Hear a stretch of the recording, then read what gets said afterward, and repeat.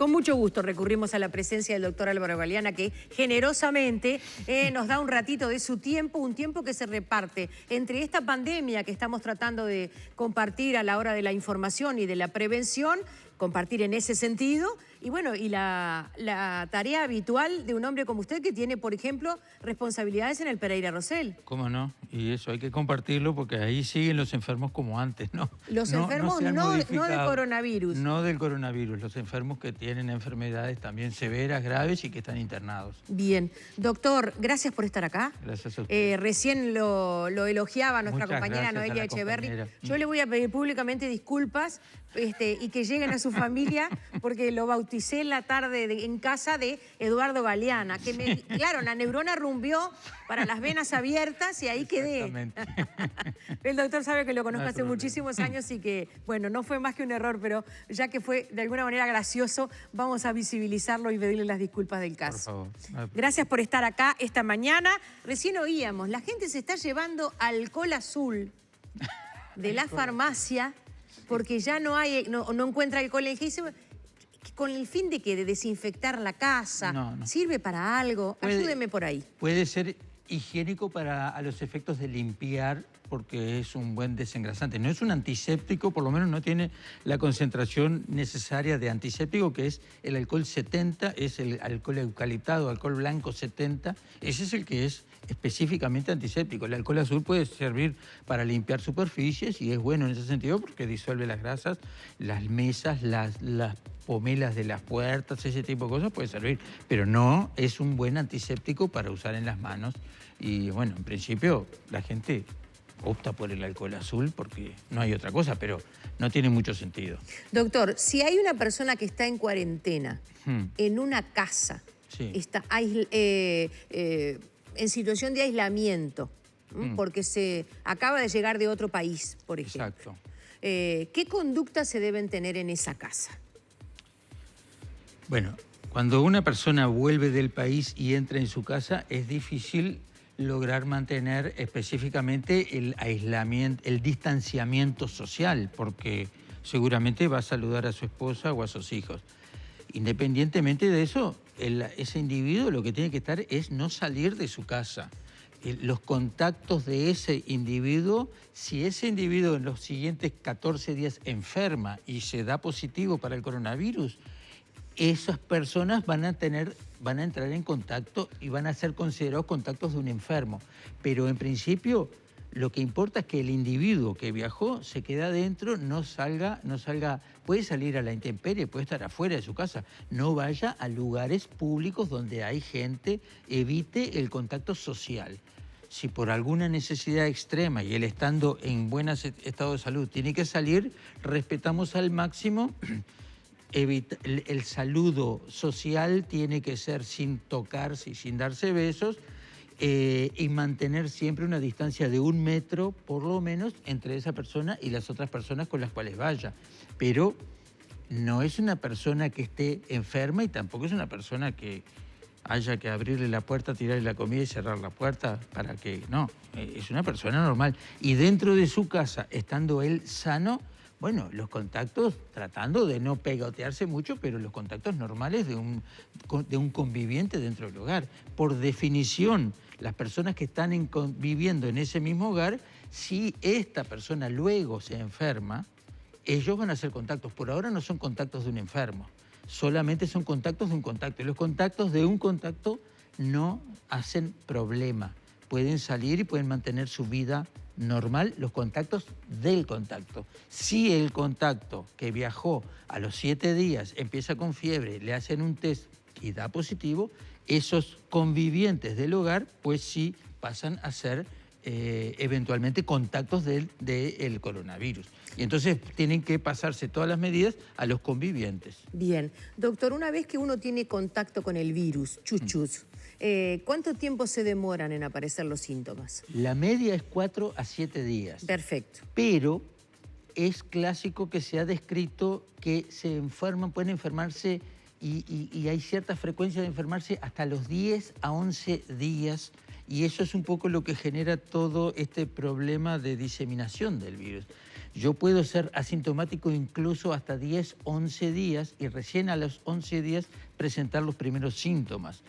De manera que se establece de antemano, desde que una persona entra en contacto, por 14 días esa persona debe mantener autoexclusión, porque si en 14 días no presentó síntomas respiratorios más o menos importantes, síntomas respiratorios o fiebre o dolor importante de garganta o fatiga, dificultad respiratoria, después de 14 días esa persona se puede descartar y puede mantenerse como cualquier ser humano normal.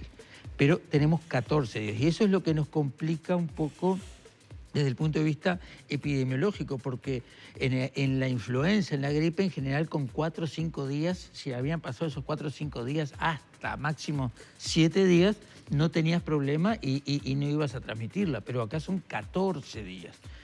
Y la infectividad de este virus es mayor que las comunes. ¿Por qué? Porque es un virus que es nuevo, relativamente nuevo, en sus cubiertas externas no hay anticuerpos, y produce y es fácilmente transmisible. Y entonces ahí genera esas dos situaciones, la fácil transmisibilidad más una incubación de 14 días máximo, hace que se tenga que recluir gente tanto tiempo que antes no ocurría eso. Doctor, se dice que el virus no se inhala, sino que la persona que lo tiene lo exterioriza con unas pequeñas gotitas. Claro, pero esas gotitas que quedan suspendidas en el aire, las inhalás cuando la pasa distancia cerca. es de menos de 1 metro y más importante todavía que la eliminación respiratoria son las manos. Porque nosotros nos tocamos las manos, nos tocamos el cuerpo y las manos transmiten, las manos son el principal agente de transmisión de agentes virales respiratorios. No es solo, claro, si yo te estornudo adelante y no me protejo, por supuesto que vos recibís y un estornudo puede eliminar gotitas infectantes por metros, varios metros. Pero si yo me protejo bien del estornudo, en principio, como se dice que se tiene que hacer con el ángulo interno del codo, entonces sí, se protege, pero el gran problema es que yo me toco la cara y cuando estornudé mi boca alrededor, en mi cara, pueden quedar sustancias infectantes y yo las toco con las manos y cuando saludo con la mano, cuando toco una copa, puede quedar, no es que vaya a quedar eternamente, simplemente va a quedar unos minutos, unos 30 minutos. ¿No 24 horas? En la sustancia, no, 24, no estoy... No leí últimamente lo último, pero 24 horas por haber tocado algo es mucho. En general son pocas horas. No está 100% claro eso, o por lo menos yo no lo tengo 100% claro. Pero bueno, hay que hacer una higiene normal de las cosas y no hay problema. Pero en principio para que la desecación mata los virus y las cosas se secan, unas horas en general alcanza para que desaparezcan. Bien, ¿se secan cuando dice usted con un paño? Lo ideal es pasar un paño con alcohol. Bien. Si quieren alcohol azul, pasen con alcohol azul, pero pasar un paño con alcohol que limpia y lo ideal es lavarse las manos, eventualmente el alcohol gel, pero el alcohol gel es la alternativa a lavarse las manos. Lo más importante es lavarse las manos, lavarse por lo menos 20 segundos de las manos debajo de la canilla, que el agua corra. Si es posible con jabón, cualquier jabón, no precisamos un jabón antiséptico, cualquier jabón, porque lo que queremos es la limpieza. Y si no, sin jabón, pero 20, 30 segundos de lavado de manos solo con agua, se ha comprobado, se ha estudiado para el influenza virus y es tan efectivo como, o más efectivo incluso que el alcohol gel. Lo principal, el lavado de manos. Accesoriamente, el alcohol gel, porque no en todas situaciones estamos en condiciones de lavarnos la mano. Yo estoy en el auto y toqué algo que no correspondía, tengo el alcohol gel en el auto, me paso por las manos y se acabó. Pero cuando llego a mi casa, en cuanto llego a mi casa, me saco los zapatos y me lavo las manos. Con agua. ¿Me saco los zapatos? Y me saco los zapatos, porque también los zapatos van tocando en lo posible dentro de la casa de uno, andar sin los zapatos con los cuales estuvimos trabajando o estuvimos en la calle, porque las secreciones que han quedado en el piso también las puede transmitir los zapatos. Doctor, uno puede llegar a estar en contacto con el virus y si justo se higieniza, ¿no pasa nada? Exacto. Es decir, uno puede haber tocado una de esas gotitas que está en una superficie con la que uno contactó, que no las visibiliza, Es que también depende de lo que se llama carga viral. Por eso, si yo estoy a menos de 1 metro con una persona enferma que está tosiendo, recibo una carga de virus importante. Si yo paso en el ómnibus y había un señor acá que estaba respirando, hace un ratito tosió y una microgota me entró en mi aparato respiratorio, lo más probable es que no genere la infección.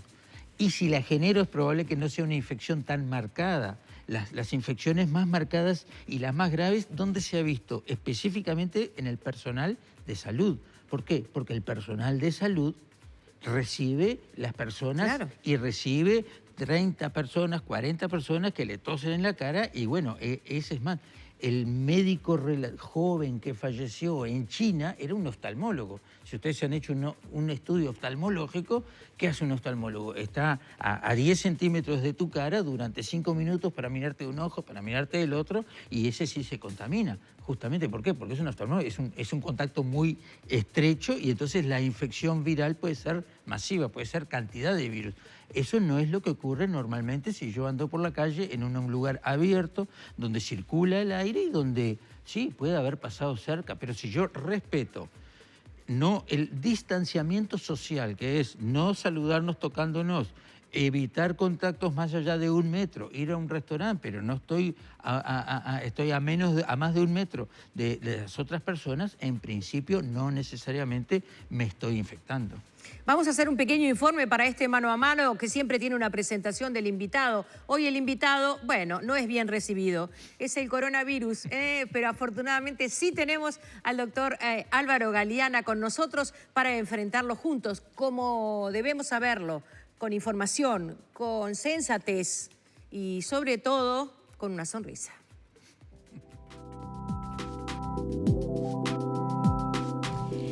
El COVID-19 o coronavirus, como todos lo conocemos, ya está en Uruguay.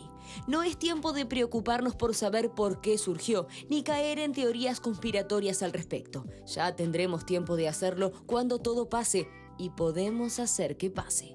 En todo el mundo, tras los primeros casos, el aumento de los infectados suele duplicarse cada 3 días o menos. Esto no es una cuestión médica, sino matemática pura. Así sucede desde su aparición. Por eso es necesario extremar ciertas medidas. Primeramente, la higiene. Debemos lavarnos las manos como nos enseñaron en la escuela, pero más seguido. Y cuando no podamos hacerlo, usar alcohol en gel. Lo que debemos hacer es frenar la curva de contagio. Cada persona con COVID-19 compromete en promedio a otras 3. Por eso es necesario que quienes puedan aislarse lo hagan. No tenemos que permanecer encerrados, sino salir lo menos posible, sobre todo quienes son más vulnerables, como los adultos mayores o quienes estén en contacto con ellos.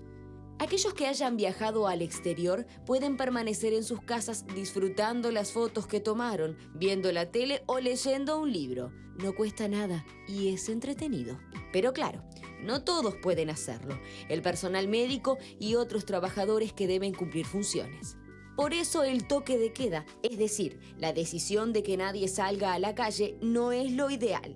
Según la investigación realizada por Harry Stevens, periodista de Washington Post, alcanza con que solo 1/4 de la población se quede en casa y extreme las medidas de contingencia que ya dijimos, el lavado de mano y la distancia social. Los uruguayos podemos pasar un tiempo sin la ronda de mate, sin saludarnos a los besos, sin abrazos apretados, sin charlas al oído. No nos volveremos malos por eso, apenas estaremos cuidando a nuestros abuelos, a nuestros padres y a nosotros mismos. En tanto nos sentimos orgullosos de ser solidarios, tenemos la oportunidad de demostrarlo. Quédate en casa si podés, camina si no vas muy lejos, mantén distancia y lavate las manos, porque al coronavirus no lo detiene el pánico, sino la prevención, porque bajar el contagio es la única forma de terminarlo. ¿Qué tal, doctor? Bien. Yo diría una cosa. No deberíamos quedar un tiempo sin compartir el mate. El mate es un problema infeccioso siempre lo fue. Y me parece que, así como con la pandemia de influenza H1N1 aprendimos a usar el alcohol gel, aprendamos ahora a que el mate es individual o con la persona, una persona con la cual se comparte el mate, pero los mates tomados en lugares grandes con personas que uno no conoce, desde el punto de vista infeccioso es lo peor que puede ocurrir. O sea, no se debe compartir el mate. Yo tomo mate, pero no es bueno tomar mate con personas que muchas veces uno no conoce. Yo lo veo en el hospital, los estudiantes, los residentes toman mates entre ellos.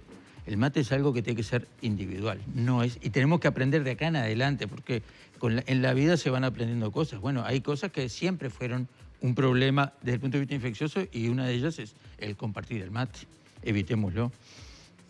Nos quedó el mensaje del infectólogo, ¿no? Lo invitamos por una, pero nos vino con otra. Sin Bien, duda, sin perfecto. duda. ¿Sabe que acabamos de enterarnos en el día de ayer que se suspendieron los vuelos provenientes de Estados Unidos y de Europa? Pero eso comenzará a funcionar a partir del próximo viernes. Es decir, toda esta semana, aquellas personas que siendo uruguayas, por ejemplo, quieran volver al país porque lo hayan así dispuesto, o simplemente uruguayos o residentes que quieran hacerlo, pueden volver en esta semana. Estamos hablando justamente para todas esas personas. Sabemos que va a venir toda esta gente, sabemos que esta gente tiene entonces que tomar ella y su familia las precauciones de mantener la distancia. Sí, y estamos de acuerdo que toda persona que provenga de Europa en realidad tiene que autoexcluirse. A mí me queda la duda de si al suspender la entrada por el aeropuerto, porque normalmente toda la gente entra en el aeropuerto, en los vuelos clásicos, que hay muy pocos vuelos que conecten Uruguay con Europa, si al suspender esos vuelos no se va a generar que entre gente por otros sitios más difíciles de evaluar, porque si yo estoy en Europa y no voy a llegar esta semana y tengo que llegar dentro de 2 semanas, me las voy a tener que arreglar para entrar hasta de repente por un ómnibus, porque voy a ir a Brasil, de Brasil voy a ir a San Pablo y de San Pablo me voy a tomar un ómnibus. Entonces eso no va a quedar registrado como una avenida de Europa, va a quedar registrado como una avenida de Brasil.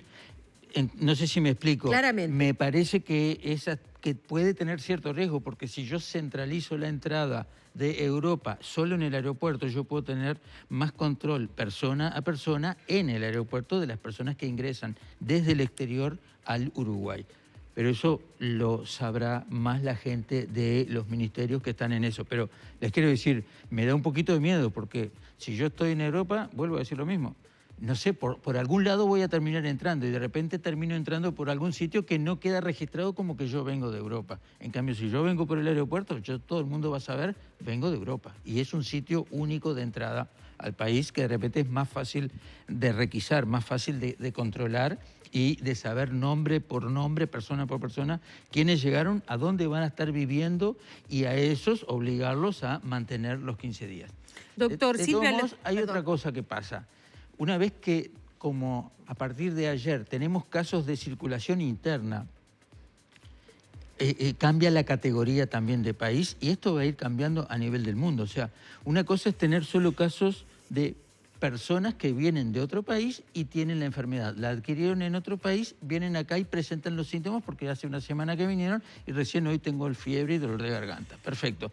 Pero una vez que empiezan a aparecer personas infectadas que no estuvieron directamente vinculados a estas otras personas, es significativo de que hay una circulación de virus de transmisión intrapaís. O sea, en el país hay circulación de virus. Hay un caso en Montevideo en esas condiciones. Exactamente. Y hay otro caso en Maldonado. Exactamente. Ya tenemos 2 Pero departamentos. eso también siempre es, de alguna manera, la punta del iceberg de que ya hay circulación entre la gente. Como esto es un virus que es, en general, asintomático en las personas, que puede ser asintomático, no es que sea en general, pero puede ser asintomático en los niños, en los adolescentes. Y si empiezan a aparecer personas, entonces ya el concepto de las venidas y de las autorreclusiones, sí, autorreclusión, pero si ya tenemos igual internos, un poco tiene que ir cambiando esa política, porque en realidad no me lo agarré en el exterior, pero igual me lo puedo agarrar acá, aunque no salga del país. Y eso es un concepto que tiene que quedar claro. Va cambiando y esta es una epidemia que va cambiando día a día la perspectiva. Vuelvo a decir, ¿de qué sirve que yo evite los que viajan del exterior si igual empiezan a subir los que se contagiaron internamente? No enloquezcamos con lo que viene del exterior, pobre, que no son los malos de la película. Pasa a ser uno más que que se autoexcluyan y que se cuiden a sí mismos y que se excluyan durante 2 semanas, me parece imprescindible, me parece bárbaro y es lo que corresponde. Pero ya sepamos que esto eventualmente puede transmitirse sin el culpable del que venga del país externo. Doctor, una persona que dice que tiene cáncer y que es inmunodeprimida, consulta si tiene que usar tapabocas. Se tiene que cuidar y tiene que mantener el aislamiento, el distanciamiento social para evitar infectarse. Pero el tapaboca en sí mismo, que lo use ¿en dónde? En su casa, no tiene ningún sentido. Salir a pasear con el tapaboca puesto a la intemperie no tiene ningún sentido. El tapaboca lo tiene que usar la persona que está enferma para evitar que propague el virus, pero no la persona que tiene miedo, porque nadie va a dejar de infectarse saliendo. Si yo salgo y voy a un restaurante con tapaboca y estoy poniéndome y sacándome, ese tapaboca no sirve para nada. El tapaboca es para la persona que está enferma, pero no tiene ningún sentido salir a caminar o salir en la vida con un tapaboca puesto. Me parece que lo hemos visto en las películas que hacen los chinos, pero me parece que no tiene ningún sentido. Perdón la ignorancia, pero el bombardeo de información termina desinformando, dice Luz. No me queda claro si lo de los síntomas tiene que ser en simultáneo o si se tiene uno de ellos y ya amerita una consulta médica. Es decir, hablamos de por lo menos 3 síntomas, ¿verdad? Gracias por el espacio y la preocupación. Saludos al doctor y al equipo. Un síntoma, lo que pasa es que es variable. Si hay una noción clara de contacto, entre 3 y 4 o 5 días empiezan a aparecer un síntoma, puede ser dolor de garganta, después aparte del dolor de garganta aparece tos o aparece fiebre y sucesivamente va apareciendo tos, fiebre, dolor de garganta, eventualmente fatiga, sí amerita consultar. Una odinofagia, un dolor leve de garganta en una persona apirética que se siente bien. Apirética quiere decir sin fiebre. Sin ninguna fiebre. En principio, bajemos un poco porque vamos a enloquecernos todos. Lo que sí debemos pensar es eventualmente consultar personalmente, si es posible, con el médico que conozca, que todos los médicos estamos siendo informados de a qué considerar importante. Ver telefónicamente, en lo posible con el médico o con los servicios de salud, donde se puede consultar telefónicamente o eventualmente con el Ministerio de Salud Pública, que también tiene un telefonista. Lo que sí tiene que evitar es concurrir al centro de asistencia estando perfecto. Digamos, la concurrencia a un centro de asistencia médica debe ser cuando una persona realmente está enferma. O sea, realmente tengo fiebre alta y fatiga y tengo la noción de contacto, ojo, ahí sí tengo que concurrir, porque este es un virus que en general es muy poco sintomático a las personas jóvenes, a los niños y no genera enfermedad. Pero en los adultos o en algunas personas más importantes puede dar falta de aire. Esto es un virus que afecta el pulmón y da hipoxemia, falta de oxígeno en sangre, y eso da fatiga. Y ese es el inicio de un cuadro que es más importante. Puede requerir aporte de oxígeno esa persona. En general no son niños ni adolescentes, pero son personas adultos y adultos jóvenes o adultos sanos, 40, 50 años sanos, pueden tener. Eso, si falta el aire, ahí es necesario que concurran al centro médico e informen de su situación para estar separados del resto. Todos los centros asistenciales tienen un área específicamente con ese fin y allí se hace el estudio. Aparte del tratamiento de su falta de oxígeno, eventualmente se hace el estudio para la detección del virus, porque tampoco se puede hacer a todo el mundo, tengo un poquito de dolor de garganta, es preciso el estudio, preciso que me hagan el test. Eso hay que desterrarlo. Si la enfermedad transcurre sin enfermedad importante, o sea, sin falta de oxígeno, sin fiebre importante, sin que realmente me sienta mal, puedo transcurrir mi infección por coronavirus en mi casa. Ni siquiera es necesario consultar o ni siquiera, o si consulto telefónicamente, no es necesario que nadie me venga a ver, porque nada va a cambiar, porque hacer el estudio no cura a los pacientes. Y que te vean, si vos te sentís bien, tampoco va a curar y podés favorecer la diseminación, la difusión del virus. Entonces, en tanto estoy bien, nos bancamos en esa situación. Siempre nos pasa que consultan mucho los que no tienen que consultar y a veces no consultan los que sí tenían que consultar. Cuando sí tenía que consultar, tenía fiebre importante y tenía falta de aire. Tengo fatiga, tengo sensación de que no estoy respirando bien. Mira. Esos son los que deben consultar rápidamente, informar, y esos precisan tratamiento específico, y en esos el tratamiento precoz siempre va a ser muy importante y va a favorecerlo. ¿Qué pasa con las embarazadas, doctor? No hemos visto, yo por lo menos en lo que he leído, no he visto que la mujer embarazada sea un factor de riesgo, el embarazo en la mujer sea un factor de riesgo para tener una enfermedad más grave. Siempre el embarazo, y sobre todo el embarazo avanzado, puede generar cierta dificultad respiratoria, claro, a nivel de la movilidad del diafragma. Entonces, eso puede generar problemas. Lo hemos visto, sí, claramente en la enfermedad por influenza H1N1. Ahí el embarazo era un factor de riesgo y era un sitio, una persona específicamente había que eventualmente tratarla y asumir incluso el riesgo del tratamiento con el oseltamivir para la influenza, porque el embarazo era un factor de riesgo y en su momento hubo fallecimientos de mujeres embarazadas por el influenza virus, cosa que hasta ahora no he leído, creo que no hay descritos. Ni las embarazadas, ni los niños pequeños, ni los niños jóvenes, ni los adolescentes, ni las personas jóvenes. Esto es una enfermedad que puede generar mortalidad. Cuando ahora vemos en Italia lo que está pasando, la mortalidad, más del 40% es de personas de 80 años en adelante, y después baja al 20% de 70 a 80, y después sigue bajando a cerca del 10% entre 60 y 70. Y ahí se asocian sobre todo más con comorbilidades, diabetes, cardiopatías, EPOC, enfermedad pulmonar crónica, ese tipo de cosas. Pero personas jóvenes en general no.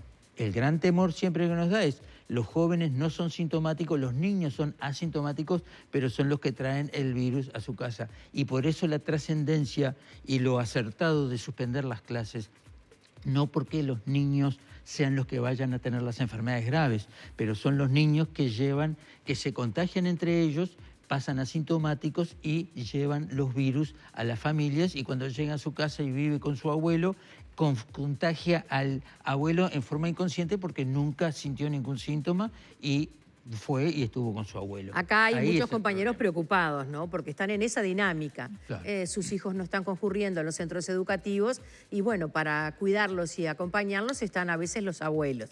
Exactamente. Y ahí y está correcto que eso ocurre, pero no va a ser un problema eso, porque los niños en principio no están infectados, por supuesto. Estamos en el inicio de esta situación. Yo creo que además estamos en una situación relativamente buena. Si ustedes miran lo que pasó en China y sobre todo lo que pasó en Italia, se establecieron las medidas que estamos nosotros hoy estableciendo cuando ya había más de 800 infectados y ya había una difusión de la enfermedad muy importante.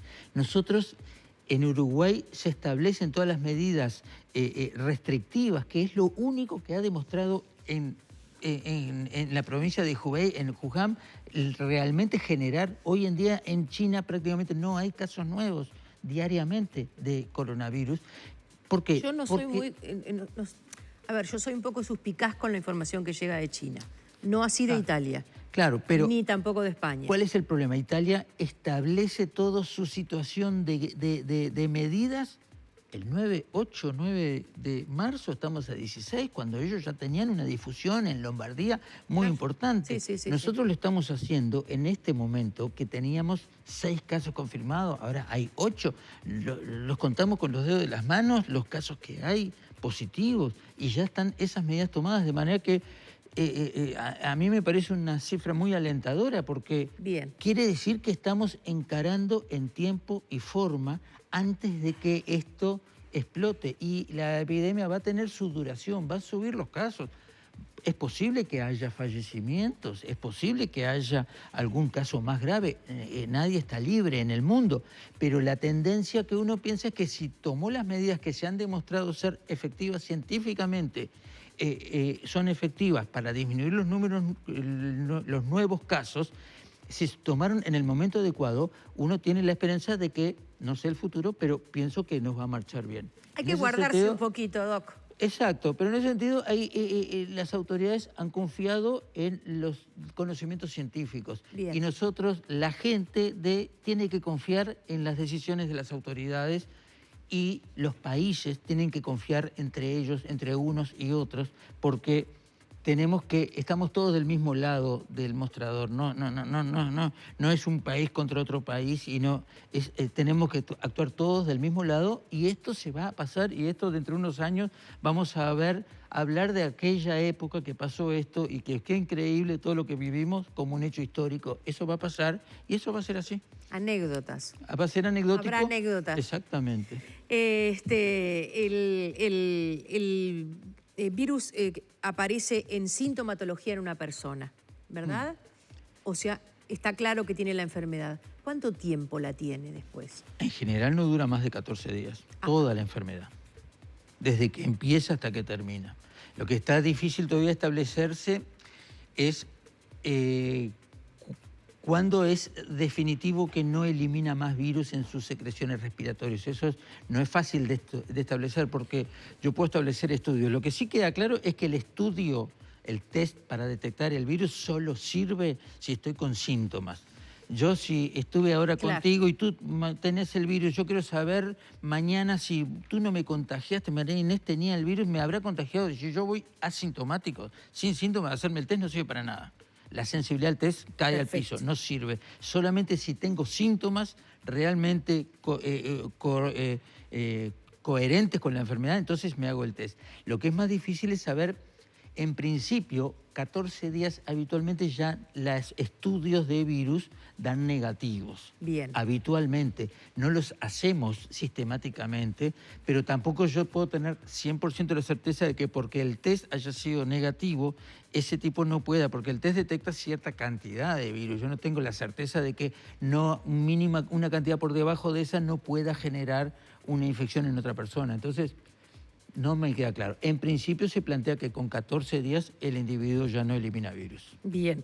Acá preguntan si los funcionarios de salud deben salir a la calle con la chaqueta, la túnica, el uniforme, si no debieran, cuando salen de las instituciones donde trabajan, si no debieran proteger a la población.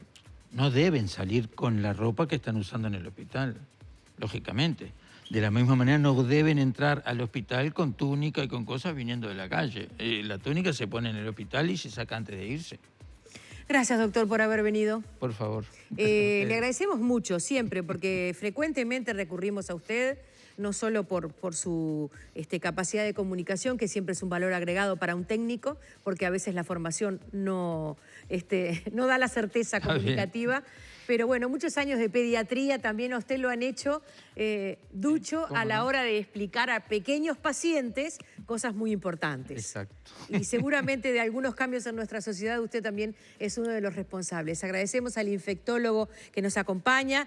El doctor Galeana ha tenido la deferencia de venir, pero como nos decía, mientras tanto todas las otras patologías de nuestros niños y de nuestra época se están dando. O sea, dividámonos en las preocupaciones a la hora de tener claro que esto es puntual, que pasará, como usted dice. Exactamente. Y bueno, que tenemos que hacer soluciones de fondo para otras cosas. Muy bien. Yo creo que tenemos que empezar a aprender la reverencia. Exacto. Porque saludar con reverencia y a 1 metro de distancia. No a todo el mundo le sale muy bien la reverencia porque no la practicamos habitualmente, pero vamos a tener que reforzar la reverencia para saludarnos. Gracias, doctor. Muchas gracias a ustedes. Gracias por su bonomía y sobre todo por su cabeza social a la hora de manejar estos temas. ¿Se vuelve a Pereira? Me vuelvo para el Pereira ya mismo. Ahora le van a decir que lo vieron en la mañana en casa. Gracias al doctor Galeana por acompañarnos. Infectólogo, pediatra, un hombre que sabe mucho y que además sabe comunicar.